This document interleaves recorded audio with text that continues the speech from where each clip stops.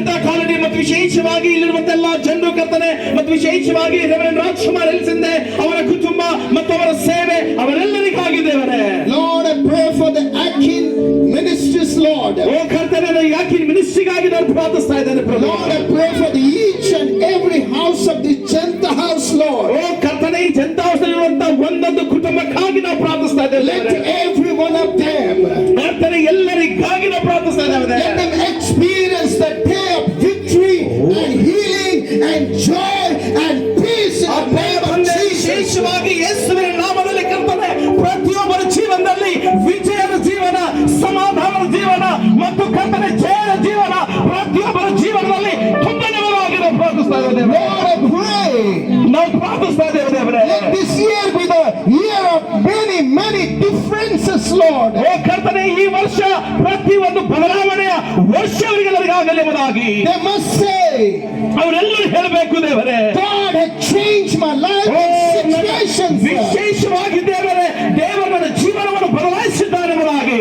I never had such years in the last. ಓ, ನಾನು ಹಿಂದಿನ ದಿನಗಳು ವರ್ಷಗಳು ನಾನು ಈ ವರ್ಷ ಹಾಗೆ ನೋಡ್ಲೇ ಇಲ್ಲ ಎಂಬುದಾಗಿ. Let them experience the presence of ಓ ಕರ್ತನೆ, ಈ ವರ್ಷ ಅವರು ನಿನ್ನ ಪ್ರಸನ್ನತೆಯನ್ನು ಅನುಭವಿಸುವ ಹಾಗೆ ದೇವರೇ ನೀನು ಮಾಡಪ್ಪ. Lord, we break the chains of darknesses and poverty and curses. ಅಪ್ಪ, ನಾನು ನಿಜವಾಗಿ ಅವರು ಕಟ್ಟಲ್ಪಟ್ಟಂತ ಬಡತನ, ಕತ್ತಲೆ, ಸೈತನ ಕರ್ತನೆ ಕೊಳವೆಗಳನ್ನು, ಚೈನ್ಗಳು ಮುರಿದಾಕ್ತಾ ಇದ್ದೇನೆ.